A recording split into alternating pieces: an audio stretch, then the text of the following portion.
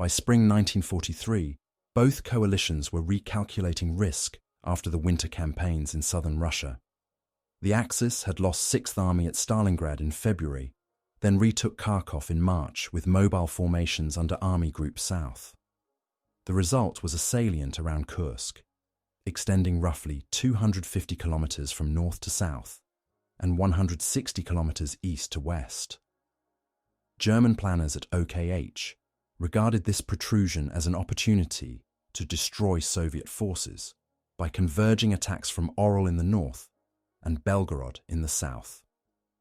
On the 15th of April 1943, Adolf Hitler approved Operational Order for Citadel, assigning Army Group Center's 9th Army to strike south under Walter Model, and Army Group South's 4th Panzer Army and Army Detachment Kempf to drive north under Hermann Hoth and Werner Kempf. The intended effect was a double envelopment to restore a straighter front and free divisions for later use. Soviet leadership evaluated the same ground as a magnet for attrition that could be shaped in their favor. Stavka considered preemptive offensives in the Orel and Kharkov sectors, but postponed them after staff studies emphasized German armor massing on railheads and the utility of depth defenses. In early May, Georgy Zhukov and Alexander Vasilevsky argued to Joseph Stalin that an initial defensive phase could exploit intelligence warning and force German armor into prepared artillery zones and minefields, after which the Red Army would launch counteroffensives from the Bryansk, Western, Central, Voronezh, and Steppe fronts.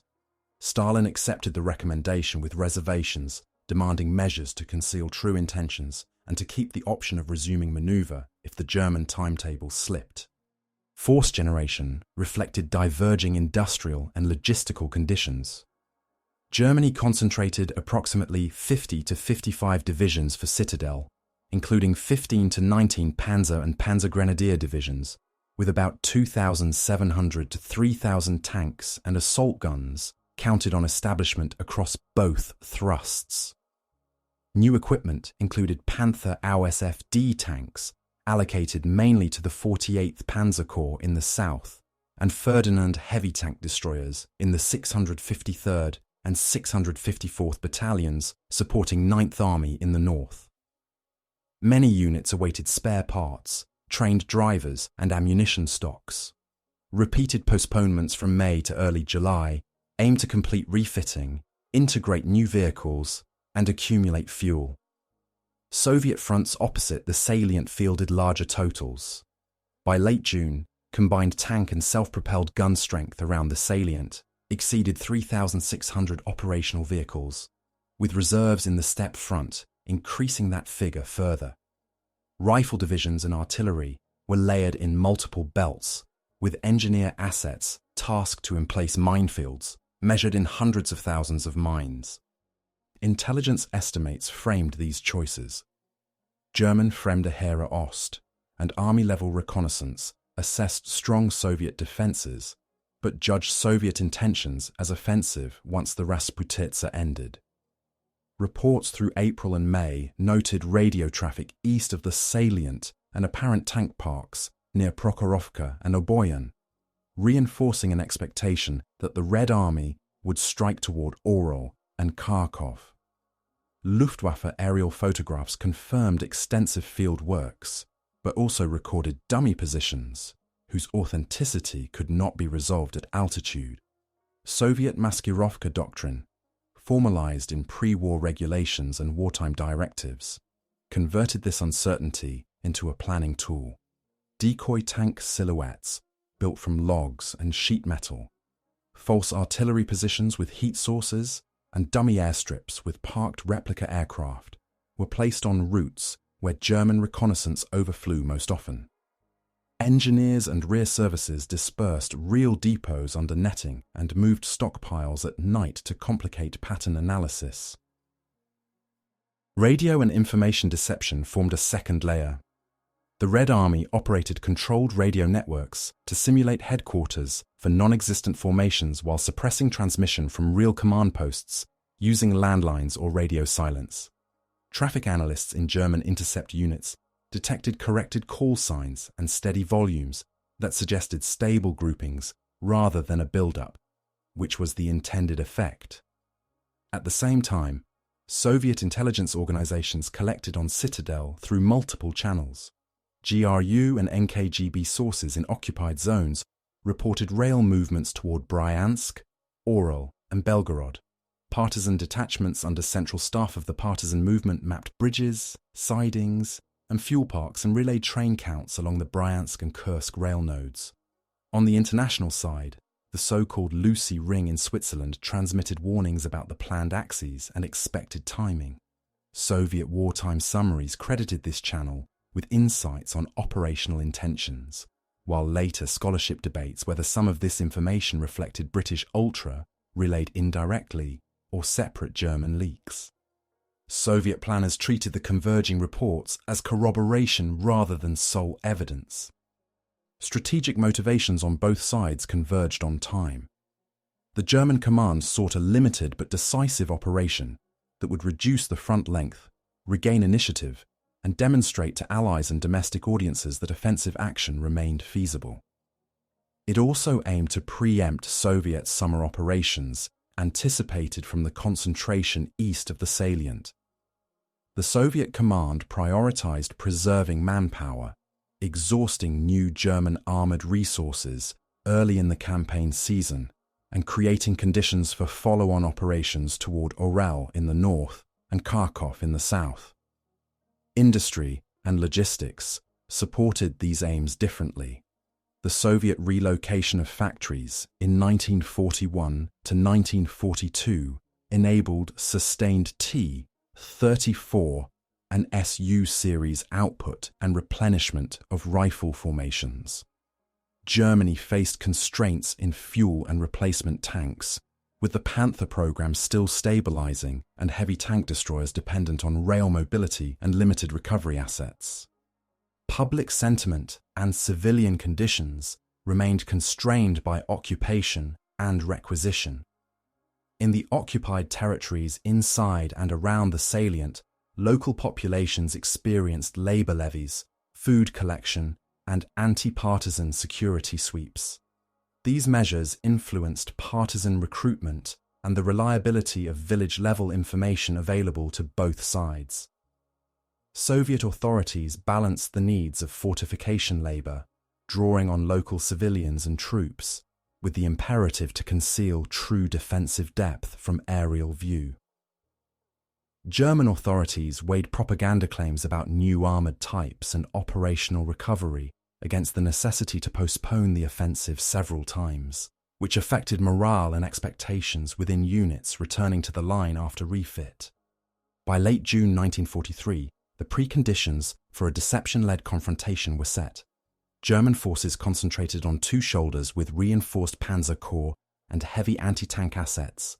Their staffs expected to face strong belts, but believed shock and limited breakthroughs could force Soviet reserves to commit prematurely.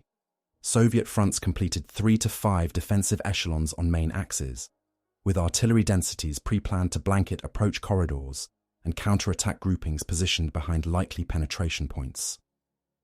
Maskirovka activity increased in both physical and electromagnetic domains, designed not only to hide, but to project the image of Soviet offensive preparation.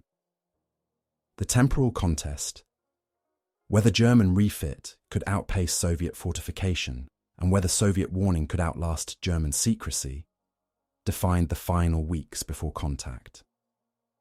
In this environment, intelligence war and deception were not adjuncts, but structural elements shaping how both coalitions read the battlefield they were about to enter. The opening sequence unfolded in conferences, rail timetables, and test ranges rather than on the forward edge of battle. In early May 1943, Hitler reviewed the plan at successive meetings with the army group commanders and authorized further postponement to integrate new vehicles and ammunition stocks. Army Group Center and Army Group South issued detailed regrouping orders. In the north, 9th Army built up against the southern face of the Oral Bulge, with assault groupings anchored on Panzer an infantry corps supported by 2 heavy tank destroyer battalions equipped with Ferdinands. In the south, 4th Panzer Army arranged a 2-corps spearhead with 2nd SS Panzer Corps on the western axis and 48th Panzer Corps on the eastern axis, while Army Detachment Kempf assembled the 3rd Panzer Corps to protect the right flank and exploit if the Voronezh front gave way. These command arrangements established who would move first when the artillery clock synchronized, but through June they mostly synchronized warehouses and sidings. Each delay altered the calculations for concealment. German staffs expected the pauses to improve readiness and surprise by narrowing the window in which Soviet reconnaissance could detect final staging. Soviet staffs used the same pauses to deepen fortifications and to extend deception outward from the main defense lines. Engineer armies completed belts of trenches, bunkers, and minefields, while Maskirovka detachments multiplied dummy signatures. False tank parks placed near roads habitually photographed by Luftwaffe reconnaissance, mock artillery positions with stovepipes heating the ground for infrared imagery, and duplicated airstrips with wooden aircraft to draw bomber attention away from serviceable fields. Real depots moved at night under blackout discipline. The fake depots showed steady daytime activity and were linked by occasional truck columns to produce tire tracks and dust plumes that read correctly from altitude. Radio measures paced the earthworks. Soviet signals officers created controlled networks that mimicked army and corps headquarters for non-existent or overstrength formations. These nets transmitted routine logs, cipher tests, and weather exchanges on predictable schedules so that German traffic analysts would map a stable order of battle east of the salient. Meanwhile, genuine command posts reduced emissions, shifted to landlines, or transmitted from secondary sites. At front boundaries, the two patterns overlapped, making seam analysis unreliable. German intercept companies noted continuity rather than accumulation in June, an observation that reinforced an expectation that the Red Army prepared to strike but had not yet shifted mass. Human reporting flowed in both directions. Partisan detachments operating on rail lines north and south of the salient counted trains and watched for tanker consists moving toward Bryansk, Oral, Kharkov, and Belgorod, transmitting through couriers, clandestine radios, or coordination centers attached to the central staff of the partisan movement. Some detachments conducted reconnaissance of bridges and sidings for potential demolition, but were instructed to preserve the intelligence picture until Stavka signalled broader sabotage. GRU Residentouris queried assets for indications of panzer brigades arriving in the south and unusual anti-tank concentrations opposite the central front. Abroad, information from the Swiss Channel, later labelled the Lucy Ring, described projected axes and approximate windows for the German attack. Soviet summaries treated these as corroboration of internal intercepts and agent reporting rather than as standalone triggers. German reconnaissance also intensified. Luftwaffe photographic flights traced linear obstacles and artillery registration stakes across the northern and southern approaches. Analysts observed that many positions appeared unoccupied or lightly manned during daylight. When photo series showed the same dummy vehicles and fake revetments intact after mock air attacks, confidence in these signatures remained mixed. Ground patrols confirmed mine belts but could not determine the density of anti-tank artillery beyond the first trenches.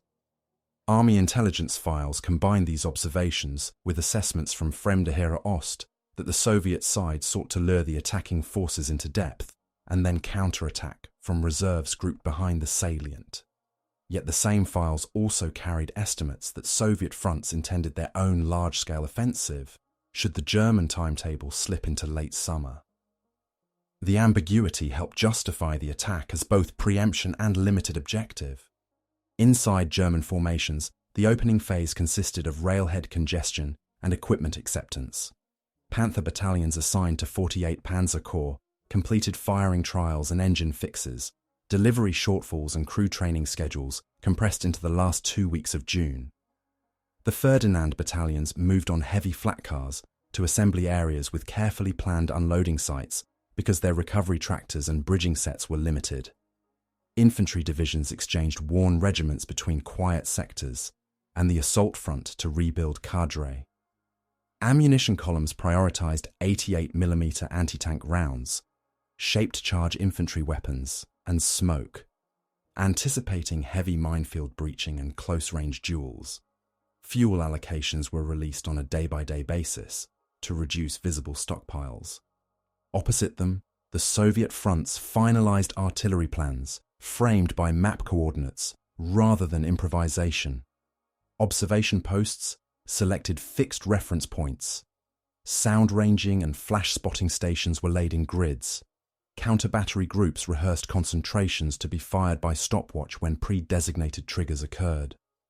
Reserve tank armies rehearsed assembly and march route discipline under camouflage nets and tree cover, accepting longer approach times to minimize aerial detection.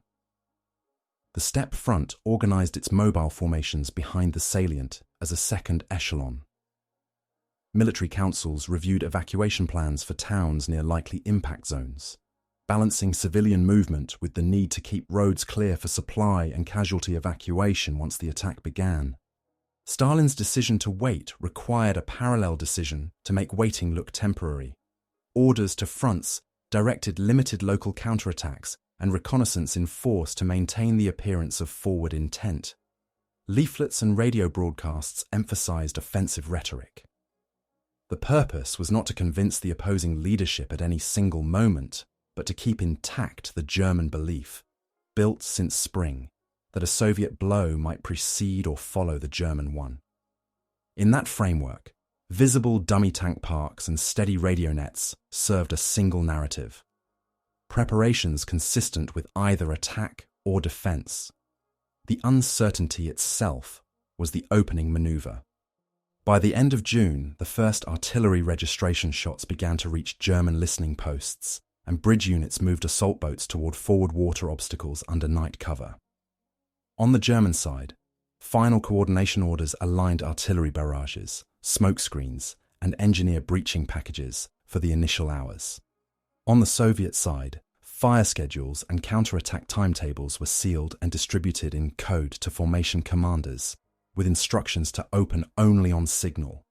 The opening phase closed not with a headline but with synchronized habits, trains halting 30 kilometers short of the front to unload out of view, columns pausing at tree lines until cloud cover returned, and wire teams laying the last landline loops into dugouts that, for the moment, remained silent.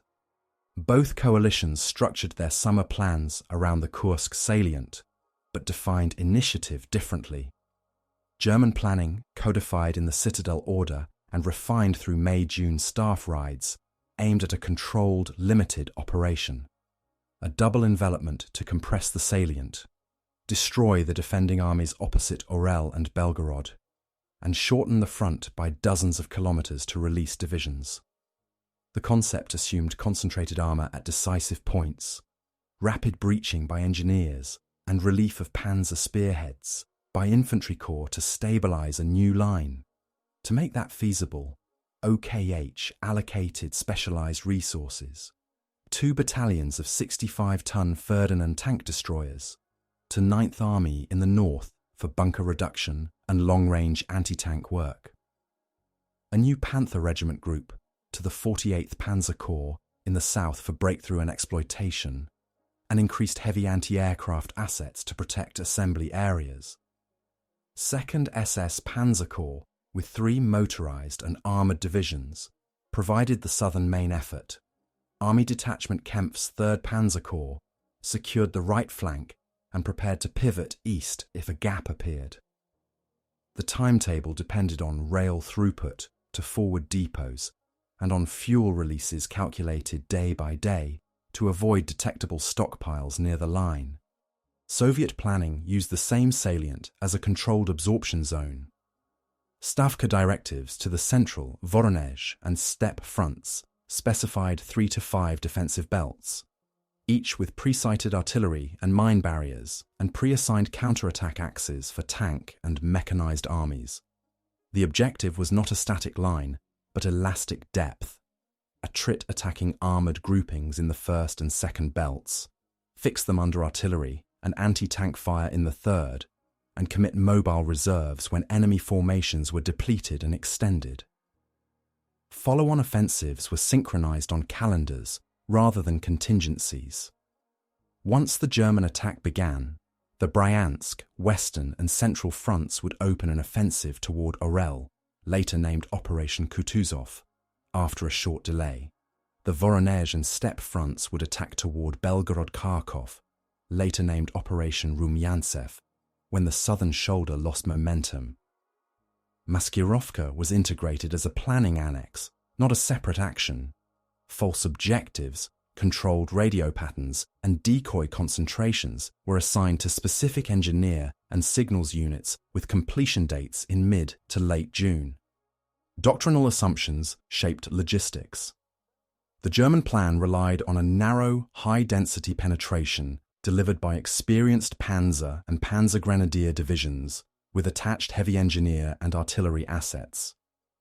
Breaching tables called for successive mine-clearing waves, roller tanks, explosive charges and dozer teams, followed by close support assault guns, and Panthers to suppress anti-tank positions at 800 to 1,500 meters. Corps artillery provided smoke and counter-battery fire, with Luftwaffe fighter bombers tasked to isolate nodes and strongpoints ahead of the ground assault. Success required concentrated ammunition forward, high availability of recovery vehicles, and enough bridging to cross anti-tank ditches and streams in the first 12 to 24 hours. Staff estimates projected initial daily fuel consumption for a Panzer Corps in the attack at hundreds of tons. To meet this, Army Supply regulated tanker trains into forward dumps staged beyond aerial observation and rationed unit draws to the last possible moment. Soviet artillery planning proceeded from density targets rather than improvisation. On expected main axes, front and army headquarters aimed for 100 to 200 guns and mortars per kilometre in opening phases, with counter-battery groupings rehearsed to fire by time and map grid using sound ranging and flash spotting data. Engineer brigades laid extensive barrier fields with cumulative totals across the salient exceeding 1 million mines by late June. On priority sectors, belts combined anti-tank and anti-personnel patterns at densities designed to break up company and battalion-size assault groups rather than merely halt patrols. Tank armies rehearsed approach marches along covered routes with camouflage schedules dictating movement windows and blackout discipline at halts. Mobile obstacle detachments and assault engineer companies received assignments to seal penetrations and to support local counterattacks with smoke, Bangalore charges, and flamethrowers. Intelligence estimates were converted into specific planning numbers.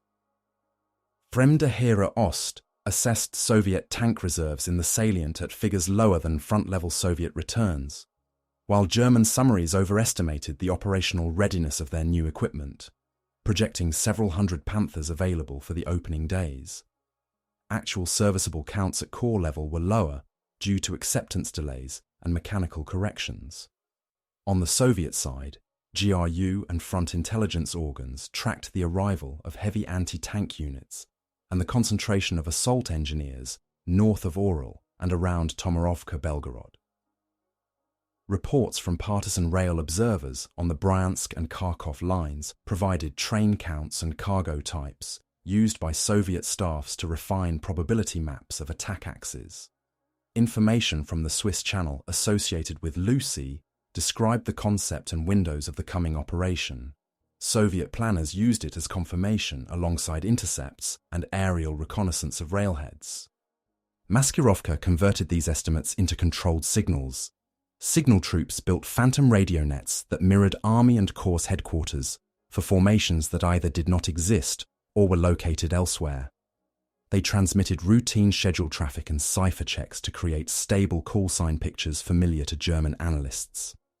Engineer and rear service units constructed false tank parks with log silhouettes and sheet metal turrets, positioned near roads that Luftwaffe reconnaissance photographed reliably, and seeded them with tracks and occasional smoke to pass plausibility checks across repeated sorties. Real ammunition and fuel were concealed in dispersed forest dumps under netting, with vehicle movements restricted to night under local light discipline. Air defense batteries were sited to protect actual depots rather than the decoys, accepting the risk that observed flak patterns might betray priorities. To offset this, additional light flak positions were in place near dummy fields. Propaganda lines aligned with operational deception on both sides. German media highlighted the introduction of new armoured and anti-tank types without specifying numbers, reinforcing the impression of a technical solution to fortified lines. Soviet internal communications emphasized offensive spirit and imminent strikes, while orders to press organs avoided mention of deep defensive belts or the scale of mining. Neither narrative determined enemy choices by itself. Both sustained expectations already present in opposing estimates. In German intelligence files, steady Soviet radio patterns and visible dummy concentrations supported the belief that the Red Army intended an offensive of its own, if not preempted. In Soviet summaries, repeated postponements of the German timetable argued for an attack that would come later, but on the same axes. Planning calendars were adjusted accordingly. Risks were acknowledged in both headquarters annexes. German risk tables noted single-track rail segments vulnerable to interdiction, shortages of spare parts for heavy types, and the possibility that the first belts would be more extensive than aerial photographs suggested. Soviet staffs listed potential failure modes: premature commitment of tank reserves under pressure, over-reliance on fixed artillery schedules if weather or observation changed, and depletion of engineer stocks should breaches occur on multiple axes simultaneously. Both sides wrote contingencies. German corps held assault reserves to reinforce success or extract stalled spearheads. Soviet fronts positioned second-echelon rifle corps to reconstitute broken sectors or to widen local counterattack gains. The final planning conferences in late June fixed decision points. German Panzer Corps received time-phased objectives measured in terrain features and road junctions, with explicit thresholds for releasing exploitation groups.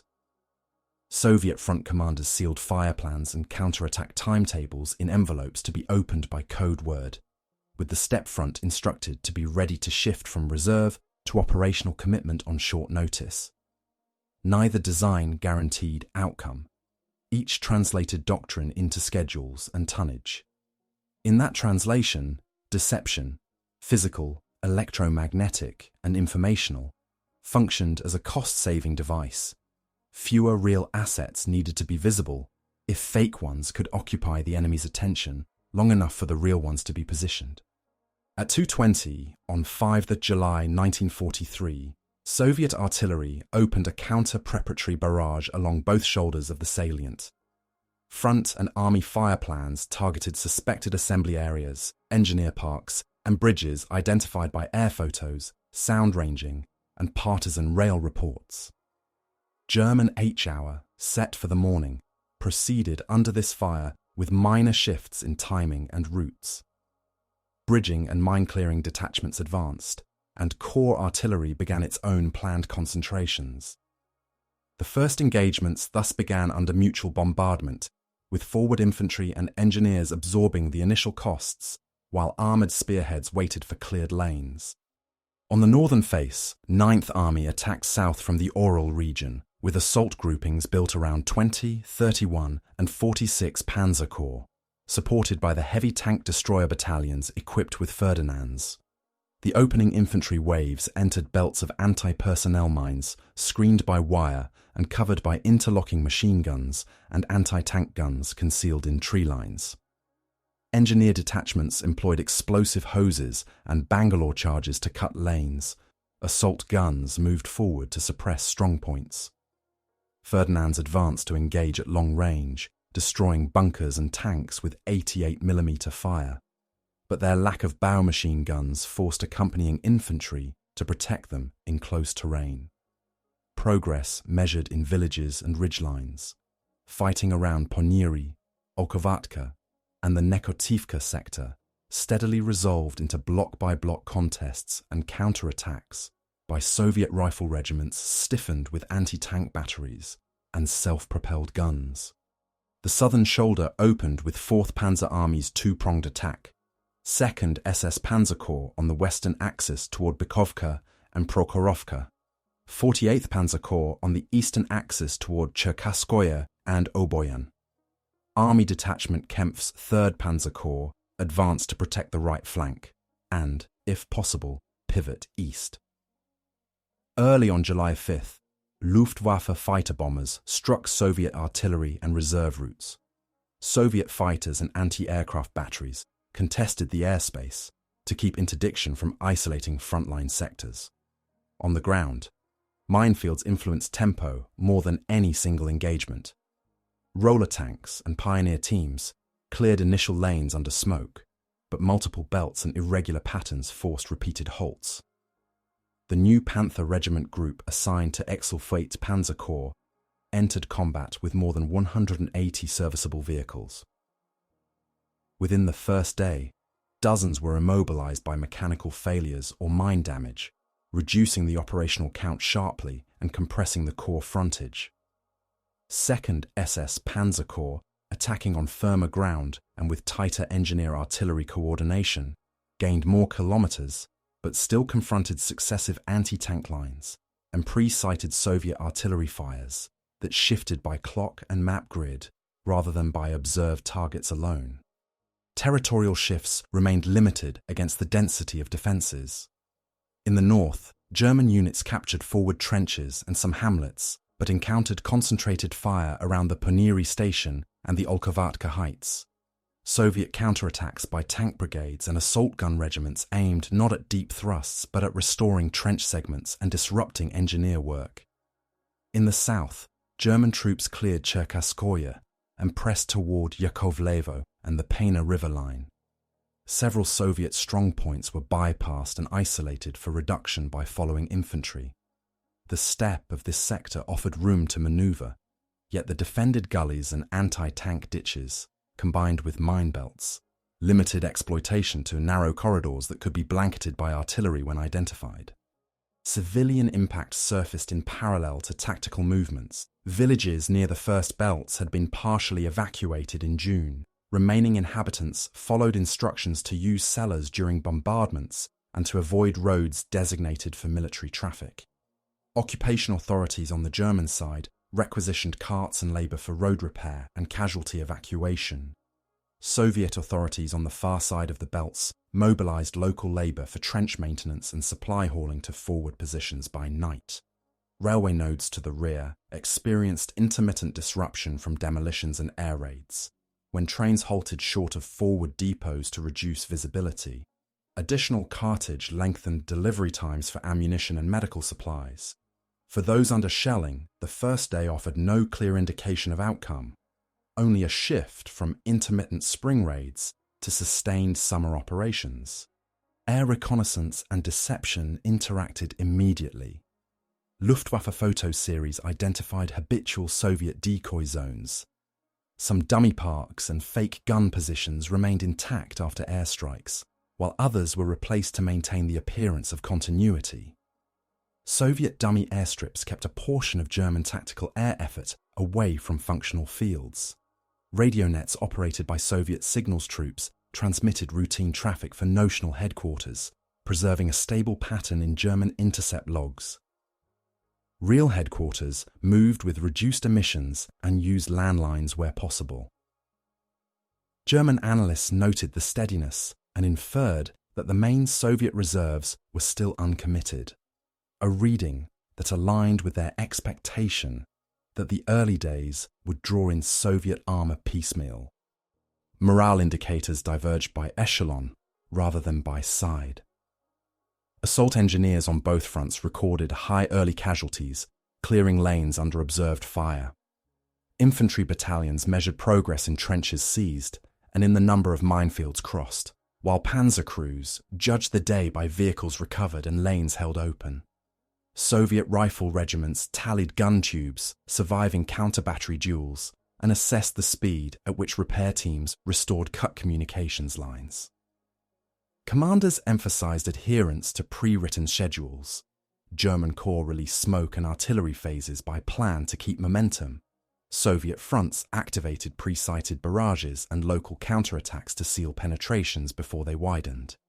Unexpected outcomes emerged within hours. In the south, the mechanical attrition of Panthers in the first day altered 48 Panzer Corps' balance of firepower and forced reliance on older types and assault guns for close support. In the north, Ferdinands demonstrated long-range lethality against hardpoints, but required infantry screens and engineer support in the orchard belts and built-up areas, which limited their independent use. Soviet mine densities and anti-tank arrangements proved closer to upper planning estimates than to lower ones inferred from some photographs. However, several decoy sectors did succeed in diverting artillery and air sorties that otherwise would have struck real dumps and command posts. Partisan detachments reported increased rail movements of German engineer stores and ammunition on the Bryansk and Kharkov lines. Some attempted demolitions were postponed to preserve the traffic picture until the main thrusts fully revealed their axes. By nightfall on July 5th, the first engagements had established a pattern without deciding a result. German spearheads held shallow salients pressed into the first and second belts, with bridgeheads and mine-cleared corridors marked by engineer tape and guarded by anti-tank guns.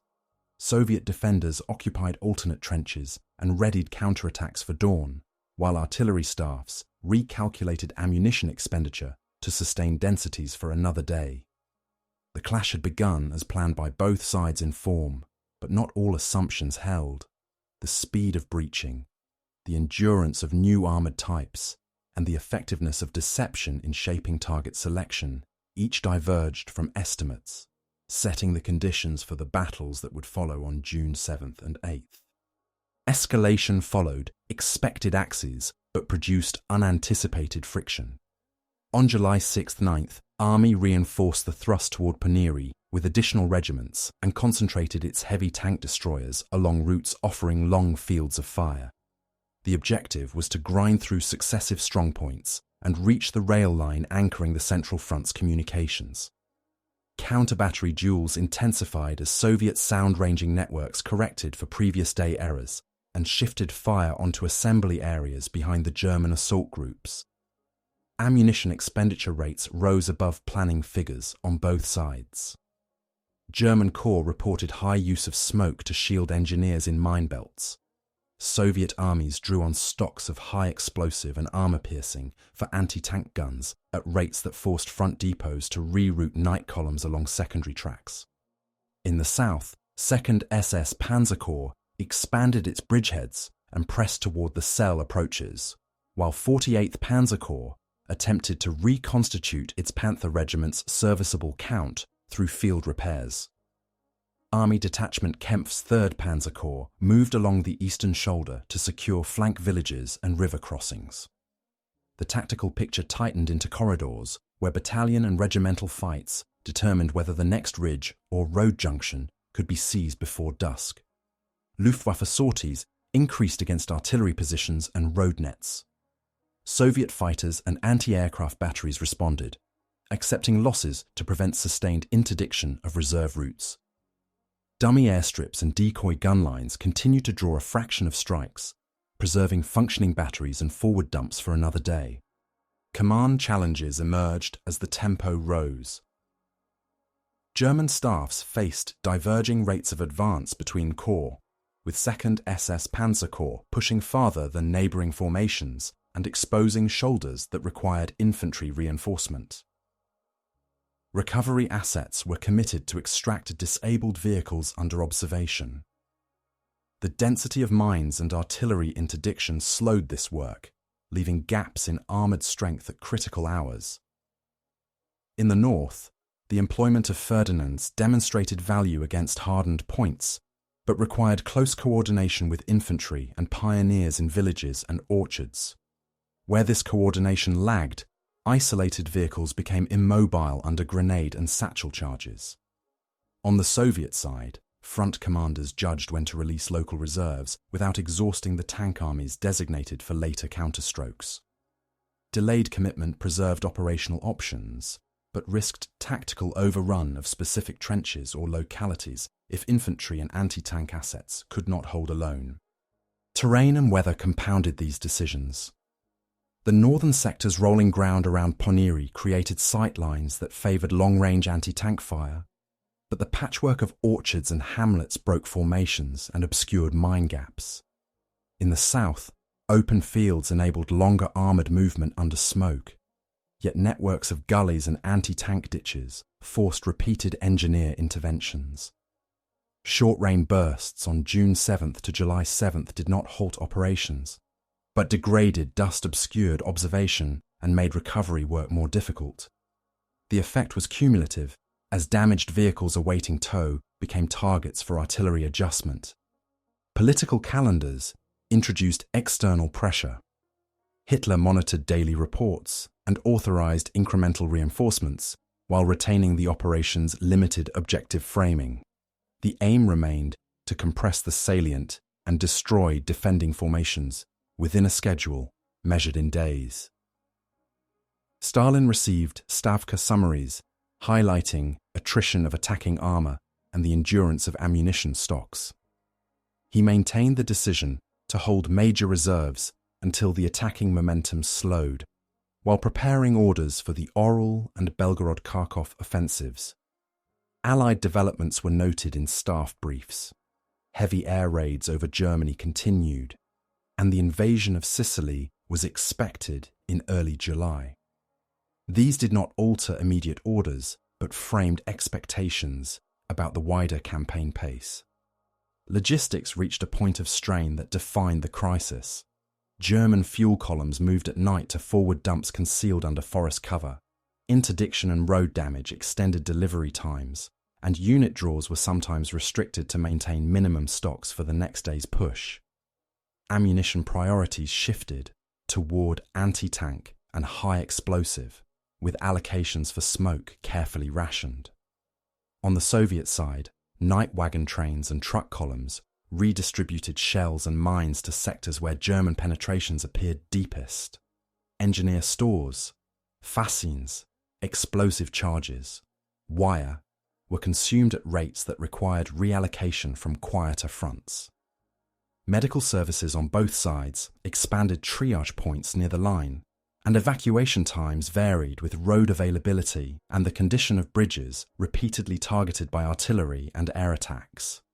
Deception adapted to escalation rather than remaining static. Soviet radio nets sustaining phantom headquarters kept transmitting routine schedules to preserve a constant order of battle picture in German intercept logs, while real command posts rotated locations and limited emissions to short bursts. Decoy tank parks were moved or renewed to maintain visible signatures in aerial photographs. When Luftwaffe analysts recorded repeated survivals of certain parks after strikes, new decoys were substituted to prevent pattern recognition. German reconnaissance, aware of decoy practices, shifted emphasis to changes in road activity and rail unloading points behind the salient. Even here, Soviet movement control and road discipline orders limited daytime signatures, and partisans reporting rail counts aimed to preserve the appearance of continued German throughput to prevent premature sabotage, giving away Soviet knowledge of schedules. Morale indicators reflected the intensifying crisis. German assault engineers measured progress by the number of lanes kept open under fire and reported fatigue from repeated clearance cycles across multiple belts. Panzer units tracked operational counts each evening, noting recoveries as well as permanent losses. The ratio influenced next-day assignments. Soviet rifle divisions counted the serviceable guns after counter-battery engagements and assessed the stability of communications under shelling. Company and battalion commanders noted the rate at which replacement platoons arrived to fill gaps in forward trenches. Both sides issued directives to conserve strength. German corps ordered avoidance of costly local assaults that did not serve the day's terrain objectives. Soviet fronts instructed local commanders not to pursue counterattacks beyond pre-designated lines to avoid overextension. By July 7th, the escalation produced distinct local crises. Around Poniri, German forces captured sections of the station area but faced counterattacks that restored portions of the Second Belt. The tactical map changed by fields rather than by kilometers. South of Oboyan and toward Yakovlevo, German spearheads narrowed their axes to hold mine-cleared corridors, while artillery and air support tried to suppress flanking fire. Soviet strongpoints bypassed on July 5th required reduction by following infantry, slowing the tempo. Reports to both headquarters emphasized that the next 24 to 48 hours would test the endurance of artillery stocks and engineer stores more than the absolute number of tanks. In that environment, Maskirovka worked as a multiplier, every strike drawn to a decoy, every radio net that suggested static reserves, and every false track that misled photo interpreters bought hours in which real reserves could move deeper into cover, or ammunition could be delivered to guns that would fire the next morning. The crisis was therefore measured not only in lines gained or held, but in the rate at which deception could continue to offset material constraints, as both sides pushed their plans into the limits of men, machines, and time. Between August and October, the operation reached maximum intensity without delivering a decisive breach. In the north, fighting centered on the rail junctions and heights around Poniri and Olkovatka. 9th Army massed corps artillery and the 2 heavy tank destroyer battalions to break through the 2nd defensive belt. Infantry regiments rotated into assault echelons after night approaches, while pioneer companies reopened mine lanes closed by Soviet engineers. Soviet rifle divisions countered with pre-planned barrages and limited tank thrusts by brigade or regiment to seal penetrations and withdraw before concentrated anti-tank fire could fix them. Observation posts used sound ranging to correct for smoke-obscured targets. Army and front staffs redistributed shells to maintain 100 to 150 tubes per kilometre on threatened sectors. By the evening of July 9th, village blocks changed hands repeatedly, but the expected collapse of the Second Belt did not occur. German reports noted Ferdinand effectiveness against concrete positions at ranges beyond 1,000 metres, and simultaneously recorded the need for close infantry screens in orchards and built-up areas where shaped charges and mines could be employed at short distance. On the southern shoulder, 2nd SS Panzer Corps drove on the line of the Pecel and toward Prokhorovka, while 48th Panzer Corps, constrained by mechanical attrition among panthers and dense belts, advanced more slowly toward Oboyan. Army Detachment Kempf's 3rd Panzer Corps pressed east of the main axis to secure crossings and protect the flank. Luftwaffe tactical units increased sortie rates against artillery focal points and reserve routes. Soviet fighters and light IALA held enough altitude blocks to prevent uninterrupted interdiction. Corps-level German reports for July 10th recorded several dozen Panthers returned to running order after field repairs, but still fewer serviceable than on July 5th. Assault guns took on a larger share of close support. Soviet records for the same period show tank brigades feeding companies forward to counter pincer movements and then reverting to ambush positions along gullies and tree lines to limit long-range engagements. Deception practices were adjusted to the tempo. Soviet signal troops maintained phantom radio nets that continued to transmit routine scheduled traffic for notional headquarters around Oboyan and Titarovino, while True Front and Army headquarters shortened their emissions and shifted position by night. Engineer units refreshed decoy tank parks near predictable Luftwaffe photo lanes and added heat sources to pass infrared checks. Where interpreters flagged persistent survivals, new patterns of tracks and dummy revetments were laid to break signatures. Real ammunition dumps remained dispersed under forest canopies, with daylight vehicular movement restricted to short, masked segments. German reconnaissance, aware of decoy proliferation, emphasized road counts and changes at rail terminals. Soviet movement control directives and night convoys kept those counts below thresholds that would indicate large-scale reserve commitment. The peak included not only the struggle in front of trenches, but also decisions made against calendars. On July 10th to 11th, Soviet Stavka finalized orders for the northern counteroffensive against the Oral salient, later designated Operation Kutuzov. Maskirovka for this effort had been underway since June. Controlled radio activity east of Bryansk suggested stationary formations.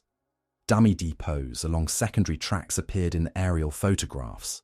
Partisan reconnaissance provided train counts without initiating large-scale demolition, avoid signalling an imminent change. As Ninth Army reported slow progress near Paneri, Soviet commanders confirmed H-hour for the northern offensive, using the same deception architecture to mask final artillery registration and the forward movement of assault groups. German assessments evolved under pressure. Fremde Heere Ost and Army intelligence officers judged by July 10th that Soviet reserves remained largely uncommitted opposite 2nd SS Panzer Corps, but they also noted increased artillery densities and observed shifts in truck traffic north of Oral. Luftwaffe reports registered intact dummy parks in some areas and destroyed real batteries in others. Analysts recommended focusing reconnaissance on road junctions east of Oboyan and on railheads feeding the Oral front. The dual reading, persistent strength in front of Prokhorovka and signs of activity northward, reflected the intended Soviet effect, a picture of stable defences preparing to attack later, not a system on the verge of committing large reserves immediately in the south. Civilian conditions at the peak mirrored the military timetable. In villages within artillery range, inhabitants who had not evacuated earlier followed instructions to remain in shelters during scheduled barrages and to avoid roads marked for military traffic. German occupation officers requisitioned carts and teams for road repair and casualty movement. Soviet authorities behind the salient organized night labor to restore trenches deformed by shelling and to move ammunition to forward positions. Medical services on both sides adjusted evacuation routes with each interdicted bridge or cratered segment. Triage posts moved into basements and forest gullies. The pattern of shelling and air attacks partly tracked decoy distributions. Areas with dummy concentrations received strikes that reduced pressure on functioning depots a few kilometers away. On 11th of July, the southern fighting approached the ground later associated with Prokhorovka. 2nd SS Panzer Corps advanced toward the high ground west of the town, taking villages and pushing reconnaissance elements across small streams under smoke. Soviet Voronezh Front prepared a counterstroke by 5th Guards Tank Army, assembling multiple corps for a concentrated commitment. Operational counts varied by source, but the order of magnitude is clear. By the evening of July 11th 2nd, SS Panzer Corps fielded a few hundred operational tanks and assault guns across 3 divisions. 5th Guards Tank Army gathered several hundred tanks and self-propelled guns for the next day's attack, with reserves from the steppe front positioned to reinforce or exploit. Artillery schedules for both sides were fixed by clock and grid to ensure that barrages and counter-battery fires overlapped at the moment of engagement. Midnight orders on the 11th to 12th of July brought the peak to its hinge. At first light on July 12th, the northern fronts opened Kutuzov against the Oral salient, with multiple army axes and heavy artillery preparation. This decision, synchronized with continuing pressure in the south, forced German high command to begin reallocating attention and, in some cases, mobile reserves to stabilize the northern sector. In the south, the Prokhorovka area saw close-range fighting as Soviet Tank Corps attacked into the advancing spearheads of the 2nd SS Panzer Corps under dense artillery and anti-tank fire. Exact loss tallies remain debated across sources. What is consistent is the tactical picture. massed armoured formations clashed at short distances along narrow corridors, constrained by terrain and minefields, while assault guns and anti-tank guns inflicted losses on both sides. Air forces fought for altitude blocks over the battlefield. Neither side achieved sustained dominance sufficient to isolate the engagement entirely. Maskirovka's influence at the peak operated along three lines. First, in the south, the continued presence of decoy concentrations and controlled radio traffic sustained the impression that additional Soviet reserves were prepared but not yet committed, affecting German estimates of what remained behind the front. Second, in the north, the long-maintained pattern of quiet radio nets and dummy depots masked final movements for Kutuzov, reducing early warning and enabling broader initial penetrations against positions thinned by prior commitments to Citadel. Third, across the theatre, partisan rail reporting and selective sabotage managed the adversary's perception of throughput. Demolitions increased only after the northern attack began, preserving the appearance of intact supply until the moment disruption would have maximum operational effect. By the evening of July 12th, the campaign's peak had clarified constraints.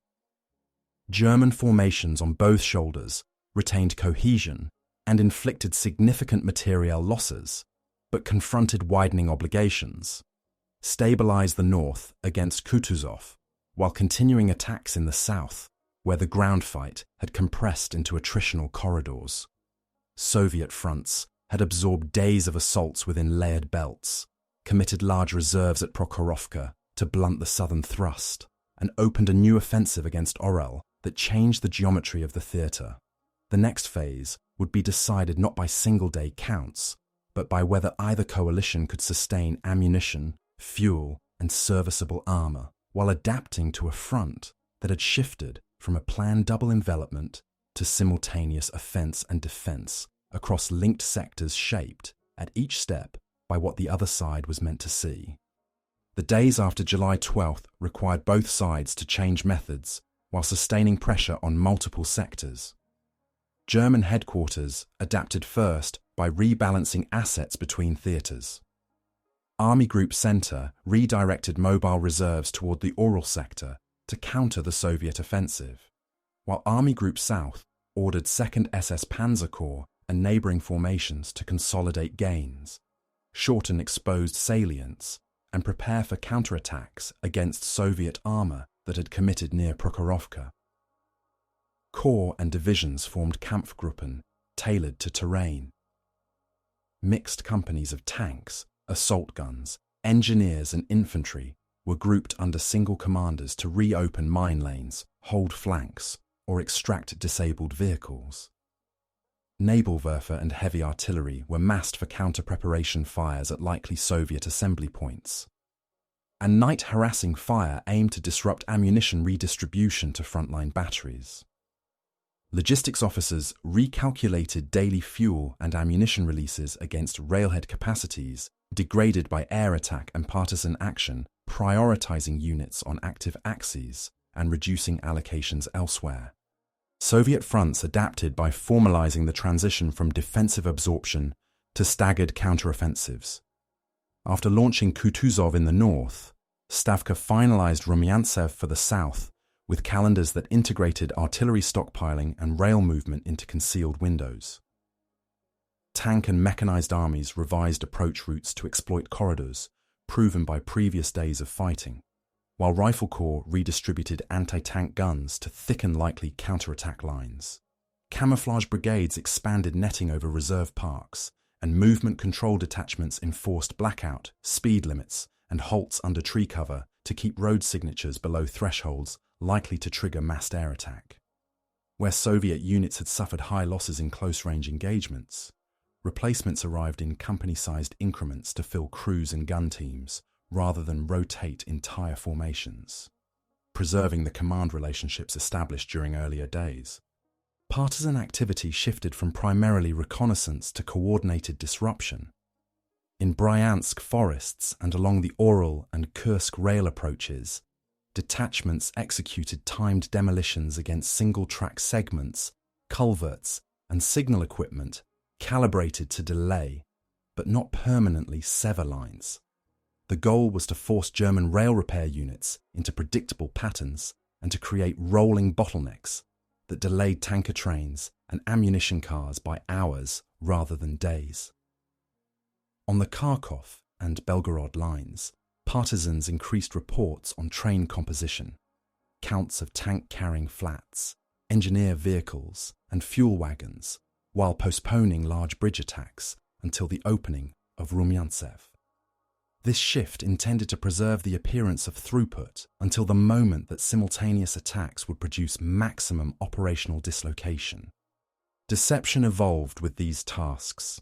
Soviet signals troops continued to operate phantom radio nets for notional headquarters east of Oboyan and south of Oral, transmitting routine logs and cipher drills to record a stable order of battle in German intercept files. Meanwhile, real headquarters shortened transmission windows, used secondary codes for logistics queries, and moved by night to pre-surveyed sites with landline potential. Engineer units maintained decoy tank parks and dummy ammunition stacks, rotating their locations and adding heat sources and track patterns to pass plausibility checks. In the north, dummy artillery positions remained active after Kutuzov began to keep German analysts uncertain about the scale of forces committed versus those still preparing. German reconnaissance adapted by emphasizing road counts at dawn and dusk, when camouflage discipline was hardest to maintain, and by comparing photo series for patterns of activity rather than single images. Analysts flagged sites where decoys persisted across multiple strikes and reallocated sorties toward junctions where fresh tracks appeared. Resource management constrained adaptation. German formations reported declines in serviceable counts for Panthers and heavy tank destroyers from mechanical attrition and recovery delays. Maintenance companies cannibalized vehicles to keep core platoons active. Assault gun battalions, with simpler logistics, took over more close support tasks in built-up areas. Infantry divisions operating on the shoulders of panzer thrusts requested additional pioneers and mine-clearing equipment, as Soviet engineers had relayed belts behind initial lines, forcing repeated breaching. On the Soviet side, artillery expenditure for counter-battery and barrage missions exceeded early week rates.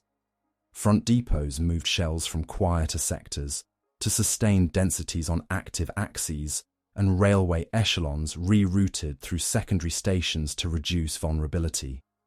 Tank armies drew fuel from dispersed forest dumps, replenished at night by truck columns. Movement planners balanced consumption for imminent operations against the need to keep a reserve for contingencies if German counterattacks developed unexpectedly. Innovation emerged from contact conditions rather than from new equipment. German pioneer units used captured Soviet mines to reseed cleared corridors behind withdrawing elements, slowing pursuit and complicating map-based fire plans. Panzer crews coordinated with forward observers to call rapid smoke on anti-tank gun lines before short rushes, reducing exposure times in the most dangerous approach zones. Soviet mobile obstacle detachments laid hasty minefields during gaps in fighting, positioning them to break up expected counterattacks rather than to halt advances. Tank brigades adopted step movements between hull-down points pre-surveyed by reconnaissance and artillery, while self-propelled gun regiments created ambush boxes with overlapping fields of fire along ravines and hedgerows identified on 150,000 maps. Both sides refined artillery correction. German batteries paired sound ranging with flash spotting to adjust onto Soviet batteries under smoke. Soviet groups used pre-computed meteorological tables to maintain predictable sheaf patterns despite variable wind and temperature. Psychological effects varied by echelon. German assault troops in repeated breaching missions reported fatigue from clearing and re-clearing mine lanes under observed fire. Commanders rotated pioneer platoons to sustain capacity. Tank units measured cohesion by operational counts at evening and the speed of recovery operations under artillery harassment. Soviet rifle regiments recorded communications outages and the rate of line repairs. Battalion-level reports described the effect of Nebelwerfer concentrations on morale during night harassment and the offsetting impact of counter-battery fires timed to precede dawn attacks. Political officers and company clerks on both sides documented fluctuation rather than uniform decline or rise. Units that achieved limited, measurable objectives, capturing a ridge, restoring a trench segment, or recovering multiple vehicles, reported steadier morale than those assigned to static holding under bombardment. Civilian responses reflected adaptation under duress. In villages within the artillery zone, residents used cellars according to posted schedules tied to known barrage times and avoided roads designated for ammunition traffic. Some locales organized night water and food distribution to positions close to the line to reduce the demand for daylight movement. German occupation officers coordinated local labor for road repair and bridge planking, balancing military needs against the risk of partisan infiltration. Soviet authorities behind the salient expanded medical evacuation corridors, opening secondary aid points in forested ravines and directing civilian carts to specific pickup windows. Deception intersected with these routines. Decoy stockpiles placed near abandoned hamlets continued to draw air and artillery strikes that otherwise might have fallen on functional depots, screened a few kilometers away. By mid-July, adaptation produced visible operational consequences. In the north, Kutuzov's axes widened under pressure as German units reallocated reserves from the Citadel front, reducing the tempo of attacks against the Central Front's belts. In the south, 2nd SS Panzer Corps maintained positions forward of its July 5th start line, but faced increasing Soviet artillery densities and the visible organization of counter-offensive groupings behind the salient.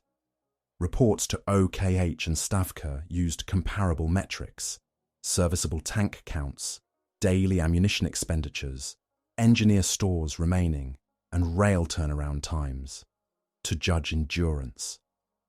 Neither side claimed a breakthrough. Both measured whether their chosen forms of resistance and adaptation could convert days into operational leverage. In that context, Maskirovka remained a method rather than a separate campaign. Stable radio pictures, plausible decoys, and controlled road signatures continued to shape how each headquarters read the other's options, buying intervals in which material could be restored and formations realigned for the next set of decisions. The turning point emerged as a sequence of command decisions between July 12th and July 17th, rather than a single tactical episode. On 12th July, Soviet forces opened the Oral Offensive with multiple armies, Bryansk, Western and Central, striking the flanks of 9th Army and its neighbouring formations. Initial penetrations ranged from several to over 10 kilometres on select axes as artillery densities and prepositioned reserves exploited sectors where German units had been thinned to support Citadel. Reports to OKH on July 13th showed increased demands for mobile reserves north of the salient. Panzer divisions earmarked as Citadel reinforcements now received movement orders toward Orel to counter widening gaps. The same day, 2nd SS Panzer Corps held ground west of Prokhorovka under heavy pressure, while 48th Panzer Corps remained constrained by reduced Panther availability and attrition among engineers.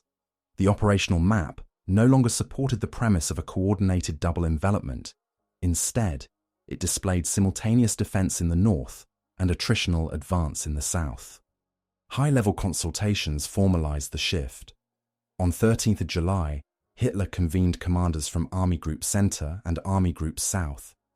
Situation summaries emphasised the new Soviet offensive against Orel, the limited gains around Ponieri, the mechanical and mine damage affecting heavy armour, and the requirement to husband reserves if a further Soviet attack appeared south of Belgorod. Additional context included the Allied landing on Sicily on July 10th, which raised the prospect of reassigning air and ground units to other theatres. The outcome was a directive to curtail offensive actions in the north and to consider terminating the southern push, once local objectives and withdrawals could be organized without exposing flanks. Manstein argued for continuing the southern assault to force a Soviet commitment of reserves. Klug stressed the necessity of stabilizing the Oral sector. Subsequent orders authorized the extraction or redirection of several mobile formations from the Citadel front, reducing the force available for continued breakthroughs. Soviet decision-making mirrored this inflection. Stavka assessed that the Ninth Army's requirement to defend on multiple axes limited its ability to resume large-scale attacks. The northern counteroffensive was therefore reinforced with additional artillery groups and tank brigades to widen the shoulders of the penetrations. In the south, Voronezh and Steppe fronts evaluated the results of July 12th, fighting near Prokhorovka. Their tank and self-propelled gun counts had declined, but German spearheads were contained within corridors that could be interdicted by artillery and anti-tank zones. Orders for the Belgorod-Kharkov offensive, prepared earlier, received calendar refinements contingent on German withdrawals or reallocation of armour away from the southern sector. Deception annexes continued to mandate phantom radio nets and decoy parks to preserve a picture of steady reserves behind the salient, while movement control sustained low-signature logistics to preclude early detection of regrouping. Intelligence estimates on both sides converged on the same conclusion for different reasons. German analysts noted a gradual increase in truck traffic and artillery fire north of Oral, as well as consistent Soviet radio patterns near Oboyan. They inferred that the Red Army had not yet expended its main reserves in the south, and that the Oral sector would demand additional attention. Soviet intelligence combined prisoner interrogations, intercepts, and aerial photographs of rail activity to judge that several German mobile divisions were moving away from the southern shoulder. This indicated that the attack toward Oboyan and Prokhorovka would lose momentum. Partisan rail reports in the Bryansk region documented repair columns and traffic interruptions consistent with a defensive shift. The net effect was mutual recognition that the original German operational concept could not be executed as intended. On the ground, the turning point looked like deceleration.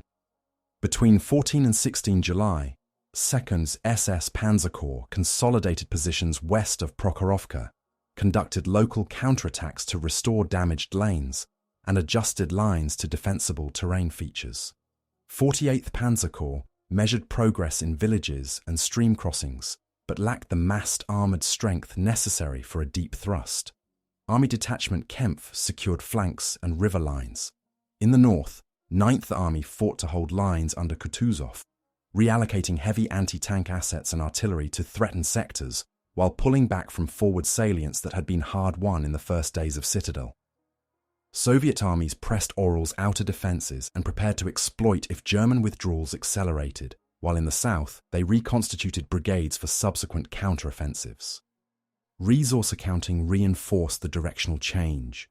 German evening returns showed declines in serviceable Panthers and Ferdinands due to cumulative mechanical faults, mine damage, and recovery limits. Assault guns and older tank models increasingly filled tactical roles. Ammunition expenditure for smoke, high explosive, and anti-tank rounds remained high, but rail delays and fuel rationing compressed daily allocations. Soviet fronts reported high artillery usage and significant tank losses in the 12 July engagements, offset by the ability to shift gun groups and shells along interior lines under camouflage discipline. Fuel for tank armies remained constrained by truck lift and night movement windows, but adequate for planned counteroffensives once offensive daylight movement resumed. Civilian and rear area consequences tracked the change in tempo. In sectors where German units transitioned from attack to defence, requisition priorities shifted from assault bridging to road maintenance and field fortification materials. Local labour was redirected accordingly. Soviet authorities behind the salient adjusted evacuation and supply routes to reflect reduced daytime air threat, as German sorties concentrated on specific junctions rather than broad interdiction. Partisan detachments increased sabotage against single-track segments north of Oryol and began preparing for bridge actions nearer Kharkov timed to coincide with later southern operations. Deception assets maintained activity.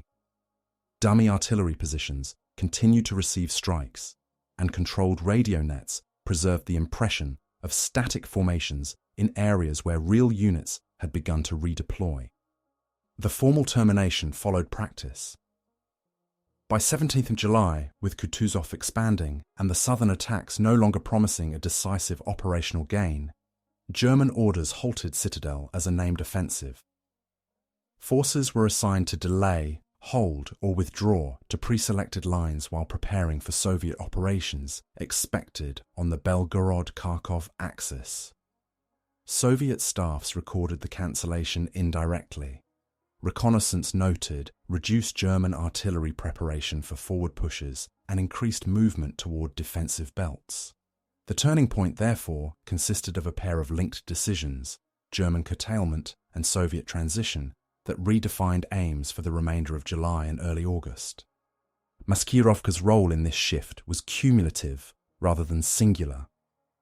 In the north, months of controlled signatures had masked preparations for Kutuzov and reduced the lead time for German reaction. In the south, persistent decoy concentrations and stable radio pictures encouraged the belief that Soviet reserves remained in depth, even as formations reconstituted and repositioned. Neither factor alone forced termination, but together with attrition, logistics, and a second front in Sicily, they tightened the constraints within which the German command could continue. The turning point was therefore a recalibration of feasible options, from a double envelopment to a defensive holding action in one sector and a managed withdrawal in another, while the opposing side synchronized counteroffensives on calendars established when the deception plan first took effect. The end of Citadel as an offensive did not end fighting. It reorganized it. In the north, 9th Army shifted to successive delaying lines as Kutuzov pressed on the Oryol salient. Rear services executed standard withdrawal procedures. Demolition lists prioritized fuel and ammunition depots, bridges not required for own movement, and rail sidings that could be repaired only with specialized crews. Road control teams staged traffic at night to prevent congestion at choke points, while Feldgendarmerie regulated columns by unit blocks to keep artillery, recovery, and medical trains in sequence. Luftwaffe formations flew interdiction against Soviet bridgeheads over local streams and covered demolitions with fighter sweeps. Soviet armies advanced on multiple axes rather than a single drive, using artillery groups leapfrogged forward to keep pressure on rear guards and to disrupt demolition teams before structures were blown. Partisan detachments increased attacks on signal boxes and culverts, aiming to turn an orderly step back into staggered lifts. Oryol's evacuation proceeded under these constraints. Soviet forces entered the city on August 5th after German units withdrew to prepared lines to the west. In the south, Voronezh and steppe fronts converted containment into pursuit according to Rumyantsev's calendar. Preliminary attacks began on August 3rd with artillery densities concentrated against sectors north of Belgorod and along routes toward Kharkov. German formations used local counterattacks to buy time for withdrawals from exposed salients, while occupation authorities implemented relocation orders for depots and archives. Belgorod fell on August 5th, as Soviet Rifle Corps exploited through breached positions. Pursuit elements focused on road junctions and rail crossings that framed approaches to Kharkov. 2nd SS Panzer Corps and adjacent formations conducted defensive maneuvers to slow the advance, employing assault guns and anti-tank guns along pre-surveyed corridors and using mine rows reseeded with captured stocks. Soviet tank and mechanized corps executed bound-by-bound advances with mobile obstacle detachments positioned to seal off counterattack lanes once villages and ridges changed hands. Kharkov, defended through successive street lines and field positions on the approaches, was evacuated by German forces and entered by Soviet units on 23 August after coordinated pressure from multiple axes.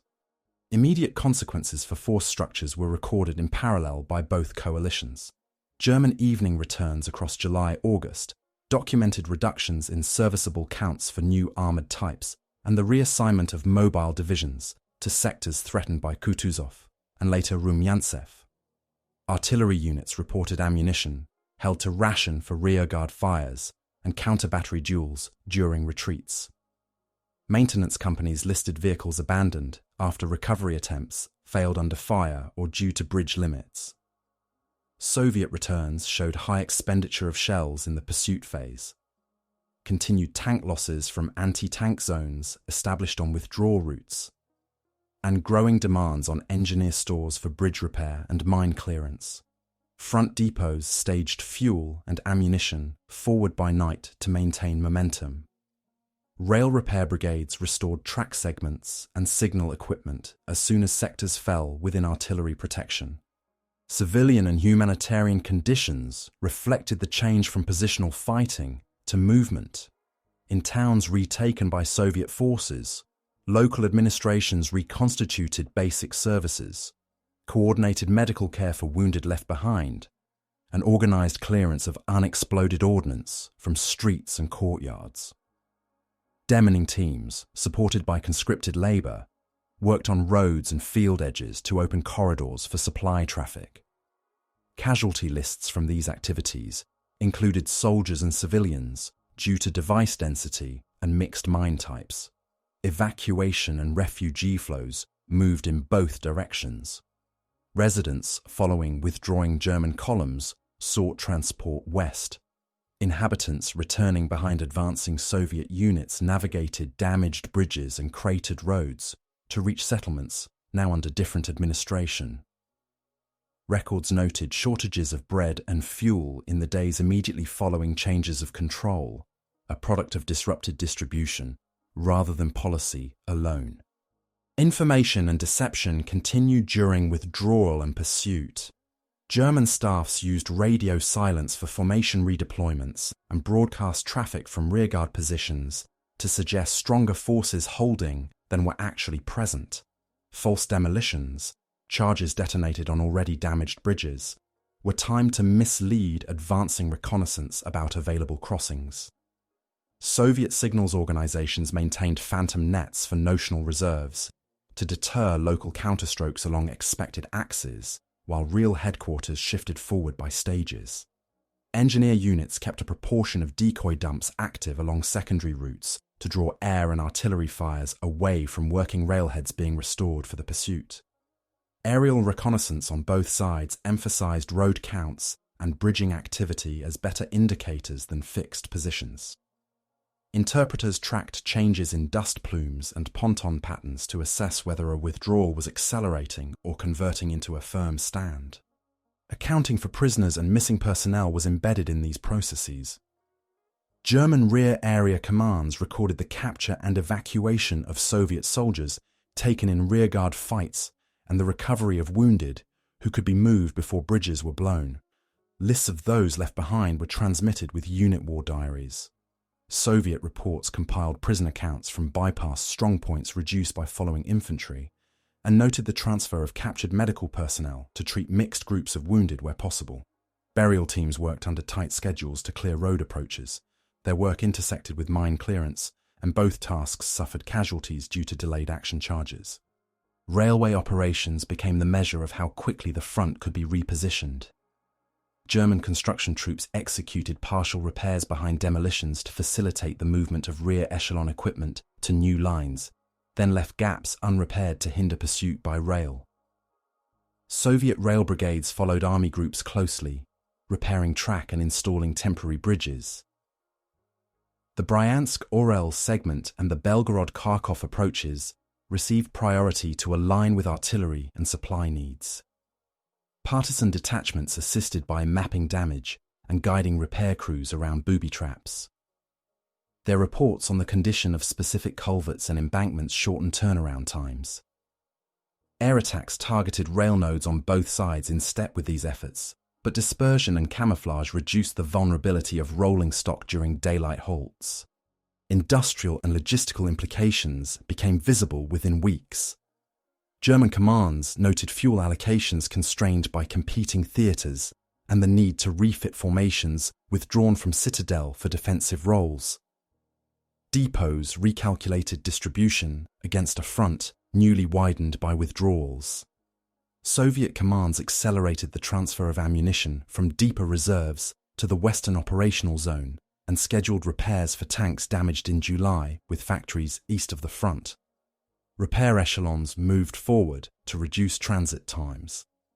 The change in terrain control altered access to agricultural stocks and local labour, affecting both armies' ability to supplement ration deliveries and to staff road and bridge repairs. Loss reporting and narrative framing began simultaneously.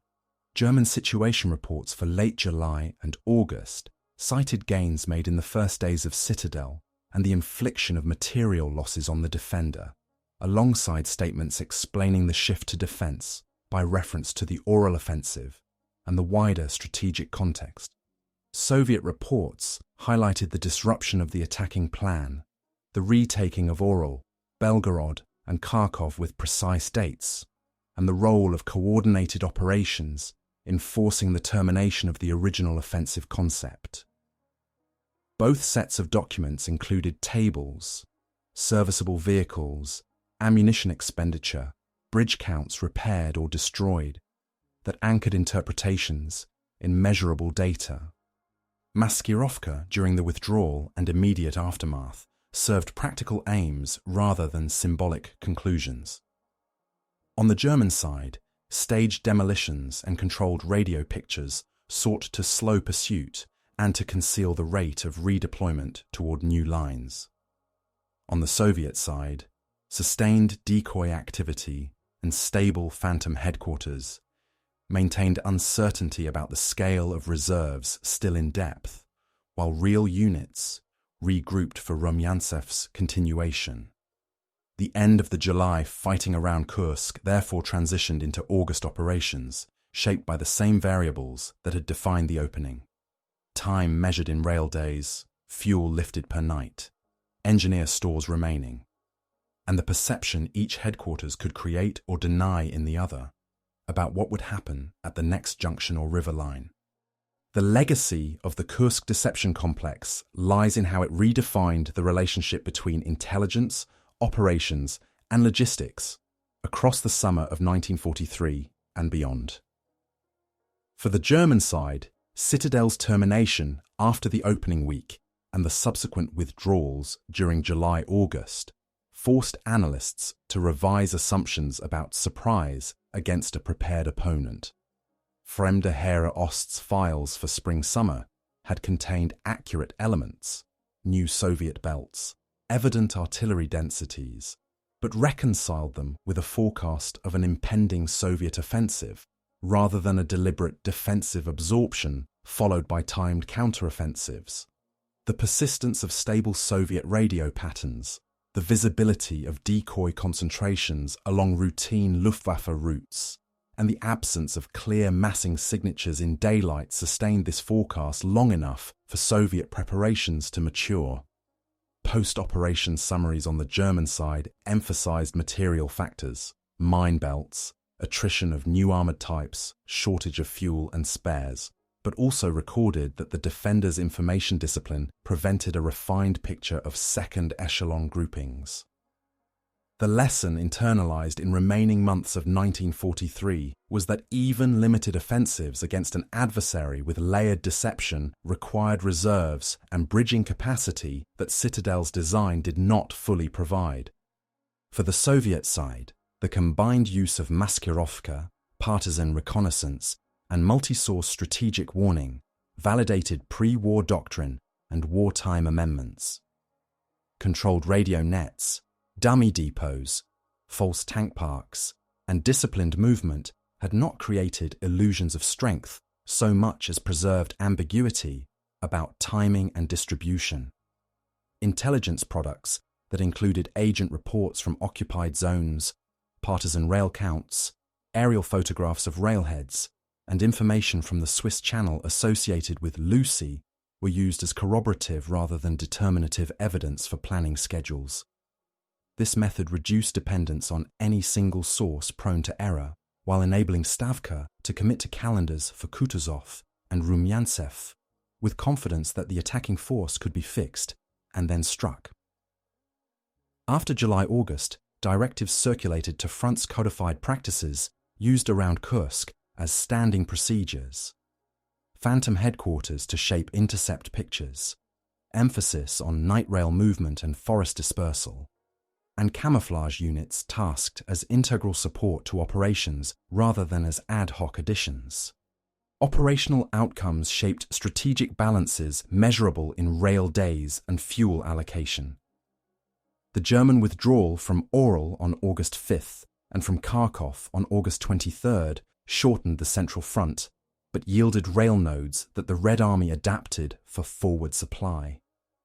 For Army Group Centre and Army Group South, refit cycles lengthened as heavy equipment returned to depots farther from the line, while mobile divisions increasingly filled roles as fire brigades to counterattacks rather than as instruments of deep penetration.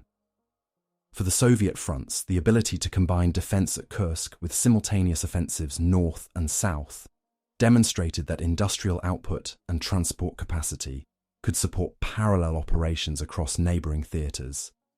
The change was not instantaneous dominance. It was the removal of an offensive option from one side and the creation of a repeatable pattern for the other. Civilian experience entered the legacy as administrative work rather than as slogans. The return to Orel and subsequent re-entry into Belgorod and Kharkov required demining, restoration of water and rail services, and the accounting of inhabitants whose movements had mirrored the front's fluctuation. Records of unexploded ordnance clearance and bridge repair traced how deeply military engineering decisions affected post-combat life. Mine densities laid to break armoured assaults produced weeks of clearance before markets and schools could reopen. Occupation-era requisitions and demolitions left inventories that local officials had to reconcile.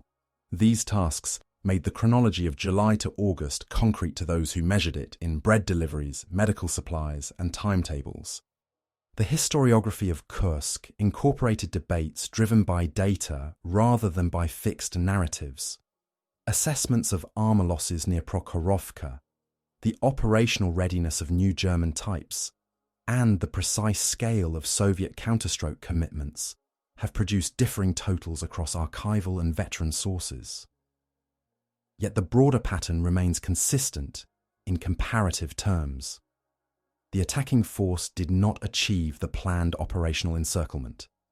The defending force absorbed, then counterattacked on calendars supported by production and rail repair.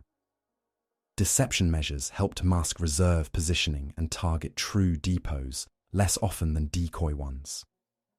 Later studies placed Kursk within a sequence: Stalingrad's winter, Citadel's summer, and autumn operations toward the Dnieper, showing how cumulative attrition, logistics, and information discipline combined to shift initiative. Doctrinal consequences extended outside the Eastern Front. German post-war analyses noted that deception effects multiplied the cost of breaching, and that the absence of reliable reconnaissance of second echelon formations forced risk acceptance at the corps level. Soviet manuals after 1943 formalized Maskirovka as a combined arms responsibility: engineers to build, signals to transmit, air defense to screen, and movement control organs to regulate signatures. The practice migrated into later operations where preparation times and rail corridors mattered. Belorussia in 1944, and river crossing campaigns where false bridging and feints drew fires before real crossings occurred. The integration of deception into peacetime training also widened, with staff colleges treating the Kursk case as a study in synchronizing intelligence, logistics, and operational art. Internationally, the summer of 1943 affected alliance perceptions. The Allied landing in Sicily on 10th of July formed part of the same calendar that constrained German choices and the visible Soviet capacity to hold a major offensive at bay, while launching two of their own influenced political assessments of endurance and resource balance. The exchange was not transactional, but sequential. Decisions at Kursk altered German distributions across theatres. Allied operations in the Mediterranean and strategic bombing affected German refit capacity. Soviet advances exploited the resultant shifts. In that sequence, deception acted as a force multiplier that lowered the cost of timing for one side and raised it for the other. Memory and commemoration settled on dates and place names: Poniri and Prokhorovka, Oral on 5 August, Belgorod on 5 August, Kharkov on 23 August, while institutional memory recorded tables and annexes. The living record in war diaries and staff studies highlighted the specific number of mine belts crossed, average serviceable counts by evening, tonnage of shells expended to maintain artillery densities, number of decoy sites struck. This quantitative memory explains why the fake offensive label captures only one dimension. The deception at Kursk did not invent strength. It concealed distribution and tempo long enough for prepared defences to impose costs and for counteroffensives to open where the attacker had least spare capacity. Its significance, therefore, is neither symbolic victory nor single-day drama, but a demonstration of how control over what the enemy observes can be converted into control over when the enemy must decide. The broader legacy for military practice is procedural. Deception is not a substitute for mass, but a method to shape how mass is perceived and where it must be applied. At Kursk, Maskirovka reduced the efficiency of enemy reconnaissance, preserved fighting power at critical junctions, and protected the logistics that sustained prolonged artillery densities and reserve movements. In the aftermath, withdrawals, rail repairs, urban re-entries, and the next set of offensives, the same discipline in signatures continued to govern outcomes. The campaign therefore sits in historical analysis, not as an isolated battle, but as a case study in the equilibrium between information and force, with implications for any theatre where depth, railways, and calendars decide what can be attempted and what must be abandoned.